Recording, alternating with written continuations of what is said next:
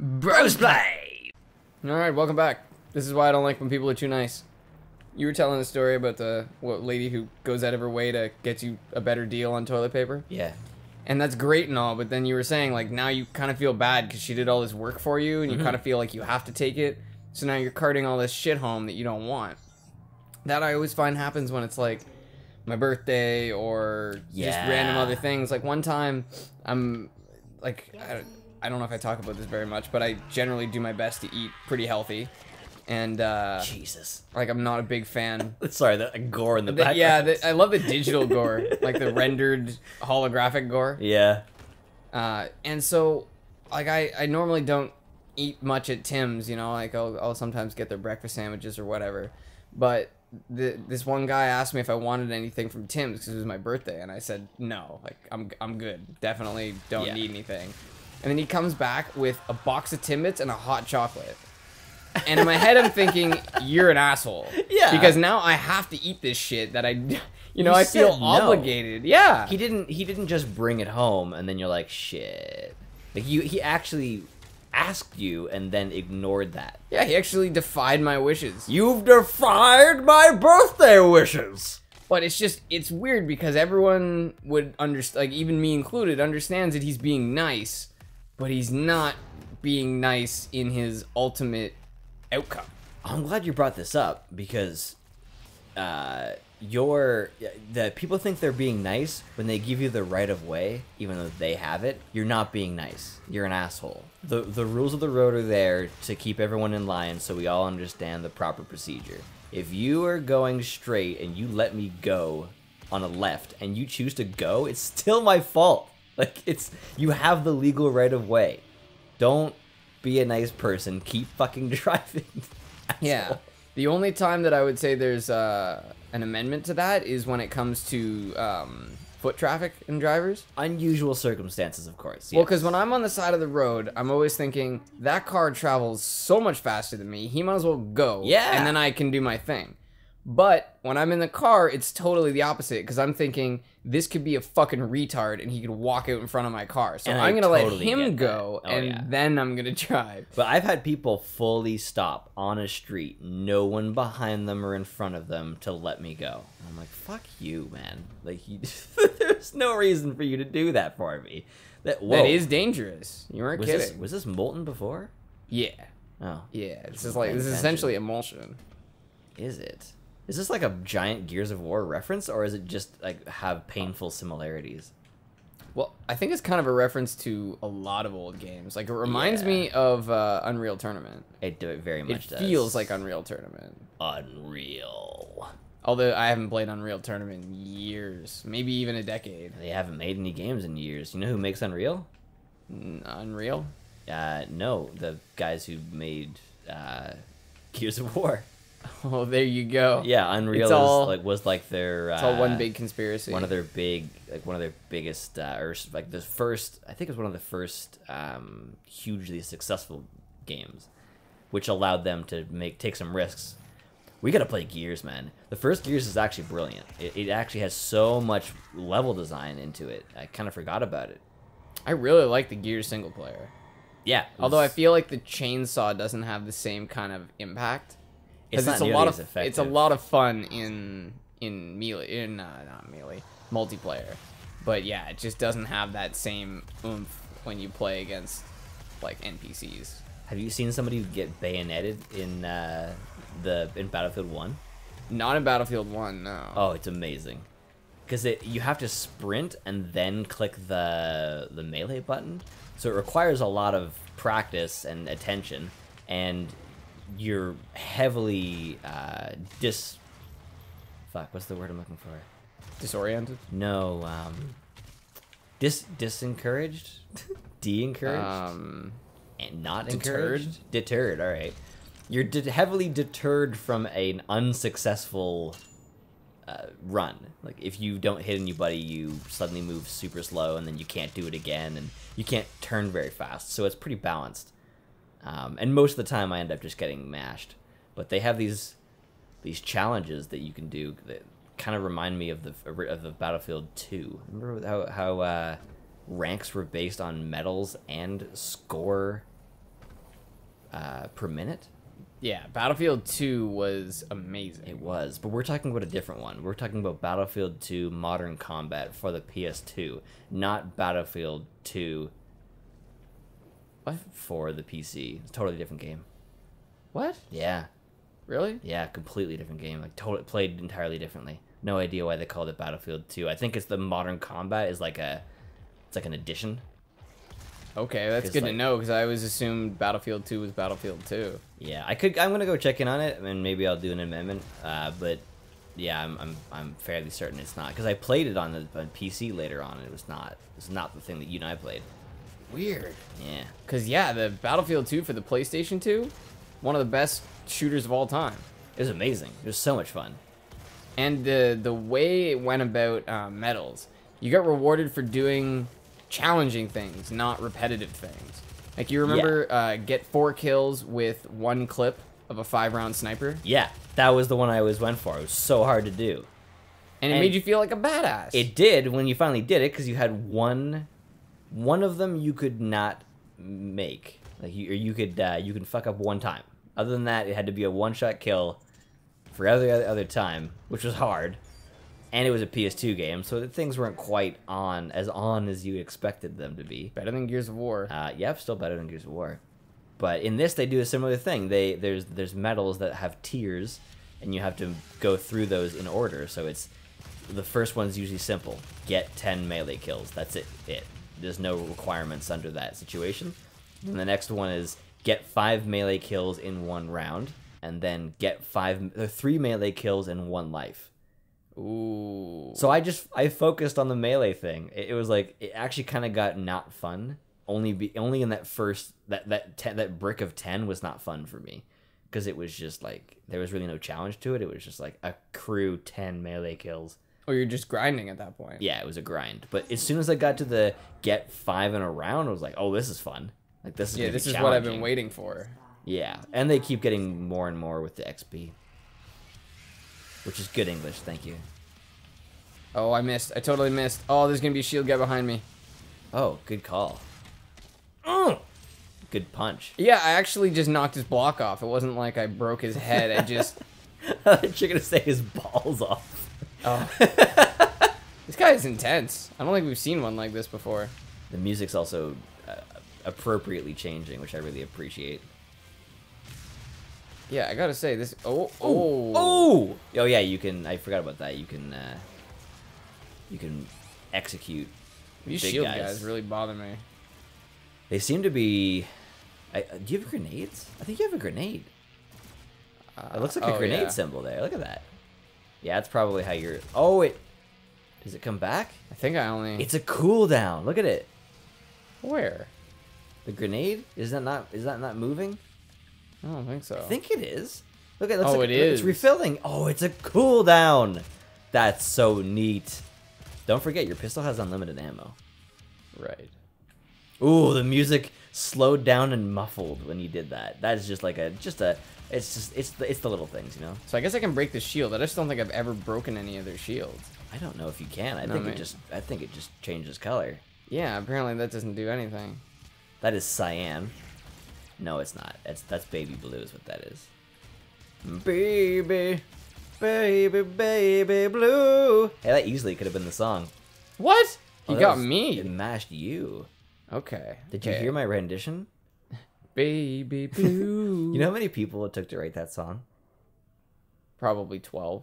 Yeah, at least. Yeah. Is it seriously? For real? Yeah, yeah. The lyrics are baby, baby, baby, ooh, thought you always would be mine. Don't fucking ask me. The only version I've actually heard is the Psychosocial Baby. Oh, that's so good. It's a mashup of the 2 songs. Oh, fuck, that's good. Yeah, it's a beautiful, beautiful song. Okay, I don't even know what to... I did my time, 5%. and I want out. So if you say, hey, I'll punch your face. Pretty sure that's how it goes. Hey, these... I have another song that I wanted to do, but the music is too good, so I'll leave it. Yeah, we can't ruin the Doom music. Oh, shit. I wish he did friendly fire. That would be cool. Did he not? That guy was dead. I don't think I Can you executed him. not? I think he actually did. There's a whole Archer episode that goes on like that, where they use those. They keep saying phrases like that, like instead of like they're always saying like, "Could you not? Would you not?" Oh, really? Yeah, it's pretty funny. I say a whole episode. It's more like the recurring joke within the episode. It's actually one of my favorite. You probably noticed. It's one of my favorite things to do is correct myself before there's an opportunity for someone else, or before it becomes an amendment. Yeah. Although the thing is, there's still no comments. Nobody says things yet, so we're not used to this Let's Play thing yet until the audience gets in on it. Yeah, until there's some real feedback. I look forward to considering turning off comments. I actually, speaking of comments, I saw a video the other day I had to comment on. So I saw a video that was by Film Theorist. It Fantastic. was by Matt Pat, and then I saw another video, and I clicked on it. I don't know why, but it starts and it's like a screen capture of the start of Matt Pat's video, and the guy says, "Hey guys, today I'm gonna be watching Matt Pat's video on this." And I thought, what do you mean? What do you mean watching his video? And then that's what it was. It was him watching Matt Pat's video. And he wasn't even really commenting on it that much. He was just kind of watching it. So I went down to the comments and I went, this isn't even close to fair use. Yeah, it's not transformative work. It's just repurposed. Exactly. So you just re-uploaded something that someone else made. And it was so funny because you expect that those things are going to be like taken down or something, but the bot only sees like exact replicas. That's why so many like UFC knockoffs go up. Well, part of it is it's the original rights holder that often has to be the one to do that. Like, it doesn't just grab YouTube videos, assume who's the rights owner, and then do that. You actually have to tell it, I don't want this content out there. That's why certain companies are great, like Bethesda. Hey, how's it going? Love you guys. They encourage it, I think. I think they're one of the companies I looked into that encourages Let's Plays. Well, they encourage it now. Like I forget Project CD Red? CD Project Red. I think that's what they're called. They made the Witcher series, and they actually encourage it. They actually look forward to watching people play their work. Really? Yeah, it's beautiful. But I had actually almost commented on an Imgur post the other day. This girl, I'm guessing was a girl, said that she was with this new boyfriend, and they were having sex, and then he finished and she wasn't done, and she was like, can we keep going? And he says, no, men aren't designed to do that. If we're not interested, then it doesn't work. It's science, look it up. Like, essentially, like, we're not scientifically designed to make you happy, is what he was saying. And so her question was like, is this normal? Like, I'm really confused, and I want to be like, your boyfriend's a dick. Hey, your boyfriend's just an asshole. Like, look it up. But I'm like, I don't know if I want to get involved. Yeah, it's a weird position to get in, but sometimes people do need just legitimate advice from complete strangers. Well, that's why I said it here, because I can say that the way that I want it instead of it being misinterpreted. Well, and writing things in text form just doesn't work. But also a good thing I want to talk about is I love that there's a place where people can talk like that. Like, a guy said something this morning, I forget what it was, but he said, I can't talk to anyone in my life about this, so I'm telling it to you. And I think you could easily look at it as it's awful that this guy's going through this, or how great it is that he has an opportunity to say it to someone. It is a good thing that there is that outlet, but I do find that sometimes, ow, I think fire, emotion, low health. I find that sometimes That's good. That's really good. It does become a bit of an echo chamber, which is obvious, but I have seen some posts and I go, and you'll see a lot of support and you'll think, that's really unhealthy behavior. And they've gotten nothing but an outpouring of support by other people who probably engage in the same unhealthy behavior. if you don't have people in your life that can call you on your bullshit, you're probably full of it. Ah, yeah. Yeah. Well, that's why I like Milo Yiannopoulos so much. Oh, he's so offensive. hardcore. I love him. He is so black and white.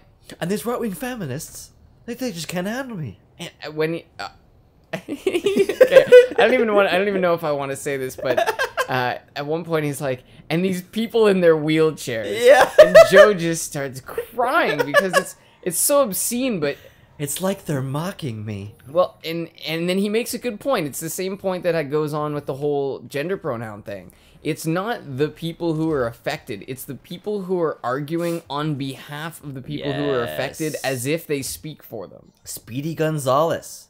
What? People got upset about Speedy Gonzalez because they felt like he was an unhealthy idea of a stereotype of a Mexican.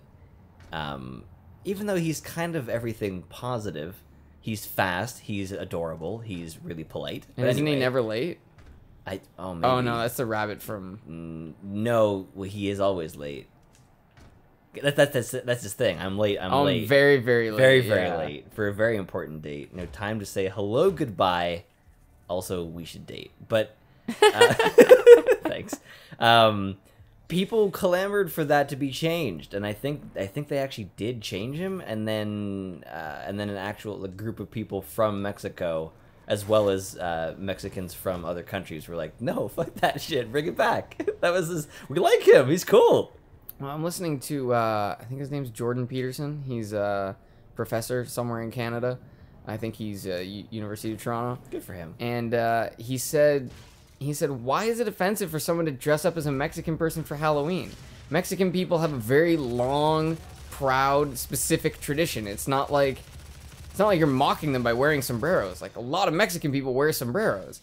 It's sunny down there. Like, that's the way, you know, you're not insulting them. You're saying this is what traditional Mexican garb looks like. And it's like, yeah, that's what it looks like.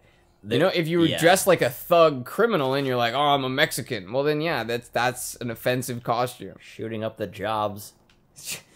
Shooting all our jobs. One of my favorite Archer jokes. Probably those Mexicans shooting up the jobs. Doesn't even know what to be racist about. Yeah. But, oh, fuck, I had something else. But, fuck, I accidentally said that. Look at that. You know what? It was there. But, fuck it. It happened.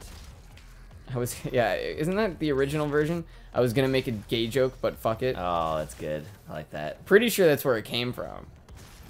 Probably. What, but fuck it? Yeah, the but fuck it thing. Maybe. I heard today that it's from a guy, his theory, or maybe other people's theory, is that the reason why Nickelback went from just a band to a hated band was there was a guy on, might have been Comedy Central, like a big comedy network, and their little doodle video intro thing that kind of happened between a lot of shows and played for a long time had this stand-up comedian talking about how much he hates Nickelback. Oh, so and then it might have been subliminal. That he's just always telling people about how he hates Nickelback, now they're the worst band in the world, and then it just caught on. Totally could have caught on. All it takes is a little bit of traction. Once an idea gets in people's heads, it's easy to there's a theory that someone made, like, well, I won't bring that one up, but there's a lot of rumors about famous people that just never go away.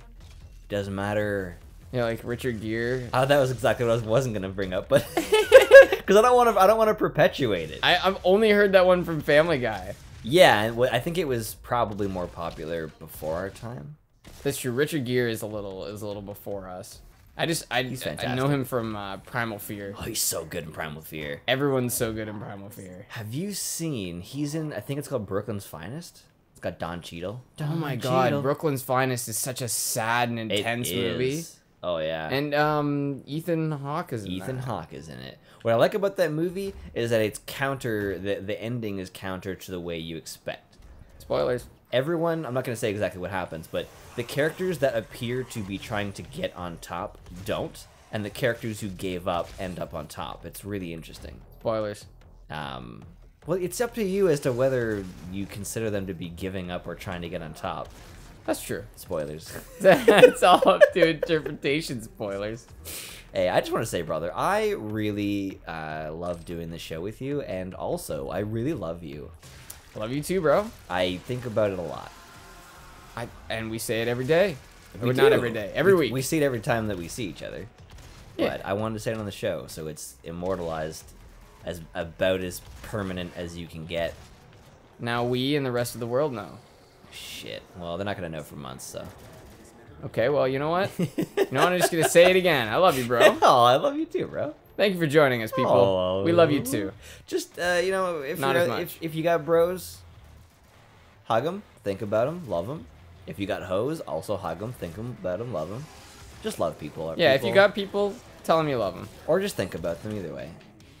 Or be a complete pussy and never talk to them again, like me. Well, you know what? Whatever you do, as long as it's love. Or just keep acting, or just keep apologizing for apologizing to your bro. Either way.